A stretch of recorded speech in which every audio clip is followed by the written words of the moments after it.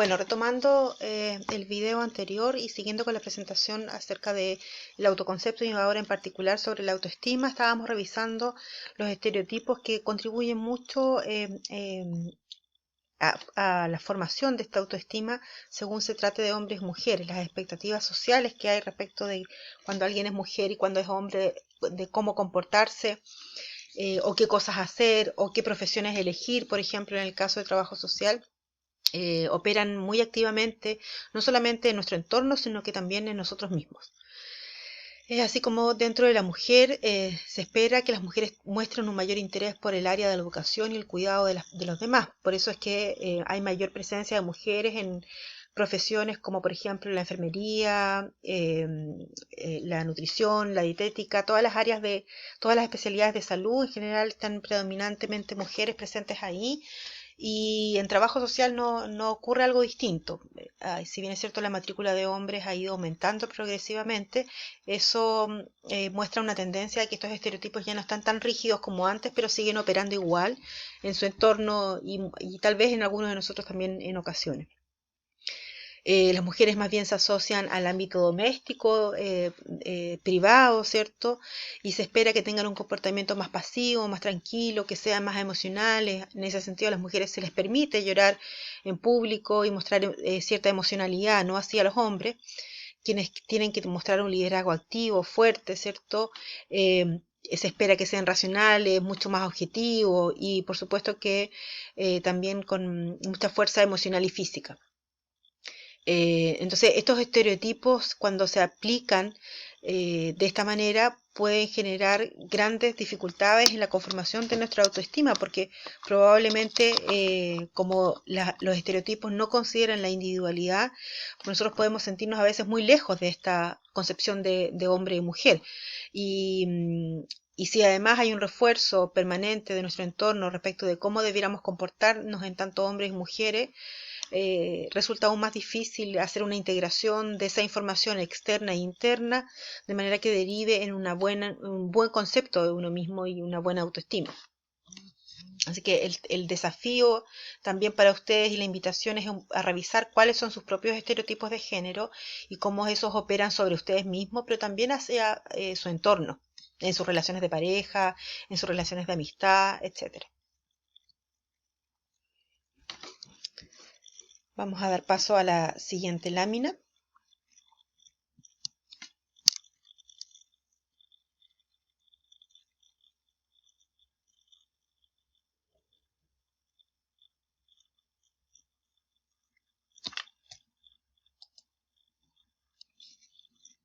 Bueno, los estereotipos de género son un ejemplo que nos parece muy pertinente abordarlos en esta asignatura, al menos para que se hagan una idea de qué tratan, ¿cierto? Que tiene que ver con lo que se espera que sean hombres y mujeres. Esto demarca muchas veces los intereses, las inquietudes y las preferencias o lejanías que tengamos respecto de ciertos temas, porque se espera que algunos sean más pertinentes para hombres y otros para mujeres. Piensen ustedes en la misma carrera que han decidido estudiar, probablemente dependiendo de qué tan rígidos sean estereotipos, sus entornos les hayan hecho algún comentario, alguna talla, ¿cierto? Respecto de, en el caso de los hombres, querer estudiar trabajo social. Eso es algo que por lo menos a mí me tocó escuchar muchas veces hacia mis compañeros en el periodo de universidad. Si bien es cierto, hoy día los tiempos y estos estereotipos a lo mejor no son tan rígidos como lo eran hace un par de años atrás, siguen existiendo esos imaginarios muy instalados en nuestra sociedad. Tenemos ahí entonces que las mujeres son más bien asociadas al espacio privado, doméstico, y con una habilidad casi innata, ¿cierto? Y digo innata entre comillas porque así como si hubiésemos nacido sabiendo cómo cuidar o atender a otros, se nos atribuye a nosotros esa característica. En consecuencia que muchas veces no tiene por qué ser así. Pero si nosotros vemos la matrícula universitaria, vemos que las carreras de cuidado, especialmente las de salud, trabajo social, psicología, siempre están más mayoritariamente completas con estudiantes mujeres que hombres. Y eso no es casualidad. Incluso la motivación o la vocación es algo que se construye a partir de estos estereotipos. En el caso de los hombres, ¿cierto? Están más vinculados a un control emocional, por supuesto que fuerza física, a un dominio del espacio público, por lo tanto tienden a tener una mayor participación, un mayor liderazgo, y son vistos como tales, por lo tanto tienden a ser elegidos como eso, ¿cierto? Muchas veces por sus pares. Eso es en relación a los estereotipos y cómo en la dimensión física estos pueden incidir en la apreciación y juicio que uno tenga respecto de uno mismo o de otros. La otra dimensión que plantea este autor es la dimensión social, ¿cierto? Que tiene que ver con el sentirse aceptado o rechazado por un grupo. Es la pertenencia que yo deseo, quisiera tener hacia un grupo u otro. Algunos elementos que favorecen la autoestima positiva en la dimensión social, ¿cierto? Es tener confianza, seguridad, tener capacidad para relacionarse con otros y otras, ¿cierto? Sentir que además tengo esa capacidad, ser asertivo o asertiva. Y en ese sentido, las amistades cumplen un rol muy fundamental para fortalecer o no esta dimensión social. ¿Qué elementos favorecen una autoestima negativa en esta dimensión social de la autoestima?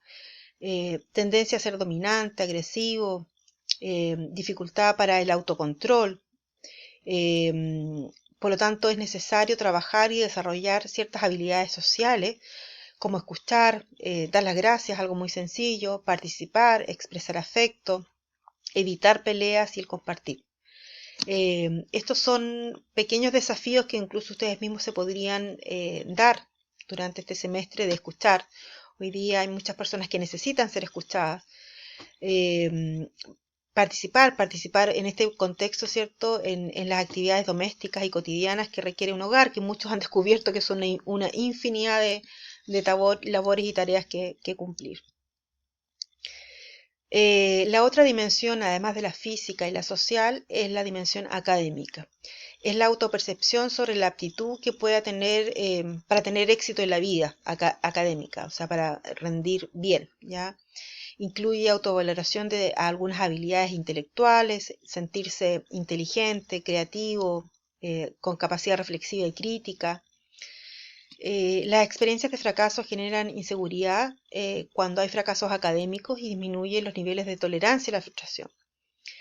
Para eso es importante tener un método, ser riguroso, sobre todo en estos tiempos y en este escenario, ¿cierto? Tener ciertos hábitos o ciertas rutinas para poder romper con esta indefinición que hay del tiempo y el espacio. O sea, no sabemos cuándo. Hoy día vivimos todos bajo el mismo techo, ¿cierto? Todas las tareas que realizábamos en distintos espacios y tiempos.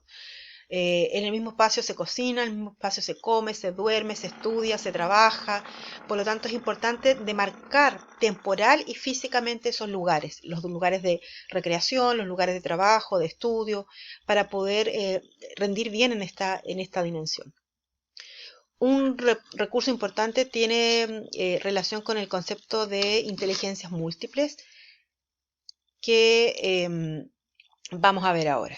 Y esas inteligencias múltiples tienen que ver con habilidades o capacidades en distintas áreas, por ejemplo, la inteligencia lingüística, lógico-matemática, espacial, musical, corporal, sinestésica, interpersonal, intrapersonal. Estas inteligencias múltiples es un concepto muy utilizado últimamente y probablemente muchos de ustedes hayan completado en la enseñanza media, a lo mejor más de algún instrumento de evaluación, algún cuestionario, test, como les dicen, ¿cierto? Para poder identificar dónde están sus fortalezas. La inteligencia lingüística tiene que ver con la habilidad, ¿cierto? Para poder comunicarse, para escribir, para escuchar, ¿cierto? Probablemente esa es una habilidad que para algunos de ustedes sea algo a trabajar durante el desarrollo de su formación académica. La posibilidad de expresar verbalmente, de comunicarse, ¿cierto? A través de una presentación, una exposición. A veces para algunas personas son desafíos muy menores, pero para otras implican un gran esfuerzo, dentro de las que me incluyo. Y para eso hay que hacer un trabajo desde muy pequeñas cosas, como animarse a hacer preguntas, acercarse para plantear a veces esta dificultad si esto fuese muy, muy grande, porque también uno como docente puede ayudar a eso. Entonces, si hay una dificultad en esta habilidad lingüística, es importante comenzar a trabajarla, sobre todo porque esta es nuestro fuerte en trabajo social. La otra inteligencia es la lógico-matemática, dentro de la que yo no me incluyo, como les decía en la clase. Tiene que ver con la habilidad y el procesamiento de los números y saber y poder resolver ciertos problemas que requieren de cierta lógica para desarrollarlo. En ese sentido, ¿cierto? Aquí hay también mucha habilidad para los números y probablemente cuando ustedes ingresaron a la carrera pensaron que no iban a haber nunca números en esta disciplina, pero hay algunas asignaturas, les adelanto, que sí tienen números, como las asignaturas de investigación cuantitativa, que requiere de trabajar la inteligencia lógico-matemática. Pero con disciplina, hábito, se logra. La inteligencia espacial tiene que ver, como comentábamos, ¿cierto?, con la capacidad para operar sobre representaciones mentales, o sea, multiplicarse las posibilidades, más que multiplicarse, es que en ausencia de ciertos estímulos como el entorno, el paisaje, las personas, ¿cierto?, nos podamos hacer representaciones mentales que nos ayudan al reconocimiento de esos lugares. Identificar, saber dónde me muevo, ¿cierto?, sin necesidad de estar en ese lugar, o sea, poder hacer la representación mental. La inteligencia musical tiene que ver con la habilidad, ¿cierto?, para discriminar los sonidos, ¿cierto? Reconocer la importancia que tienen grupos de sonidos. Eso nos permite identificar canciones, tonos de voz, también reconocer algo muy importante que opera en la comunicación no verbal, que tiene que ver con el tono, ¿cierto?, los silencios. Entonces, esa inteligencia musical tiene que ver con eso, con el ser capaz de reconocer grupos de sonidos, identificarlos. Claro, generalmente están más vinculados con lo que yo entiendo que es la habilidad de la música. Probablemente, y de acuerdo al muro que ustedes escribieron, donde se presentaron, hay varios acá que tienen esta habilidad, les gusta la música, tocan instrumentos o participan de algún grupo. Por lo tanto, sé que varios de ustedes la tienen, ¿ya? Hay algunos que nunca vamos a adquirir esa habilidad. Siempre mi intención fue aprender a tocar guitarra y nunca pude. Nunca reconocí las notas altas, las notas bajas, ni nada. La inteligencia corporal o sinestésica, ¿cierto?, tiene que ver con la habilidad para manejar el cuerpo en dos dimensiones. Una dimensión que es muscular y la otra es neurológica.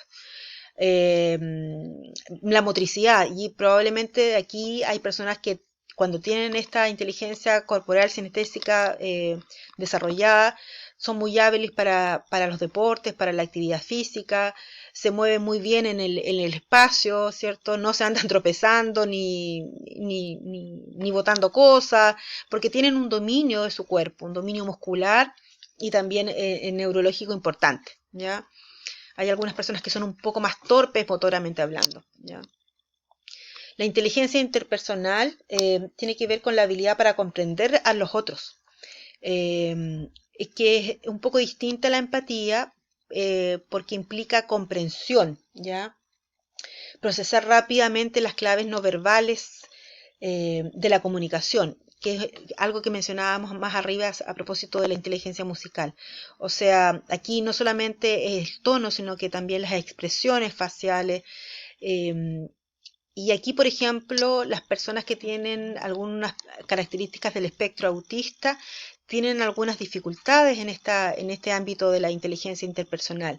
Como son personas que son muy literales y concretas, muchas veces no reconocen en el otro estas claves no verbales que hay en la comunicación y que muchas veces son determinantes para poder comprender lo que al otro o a otra le está pasando.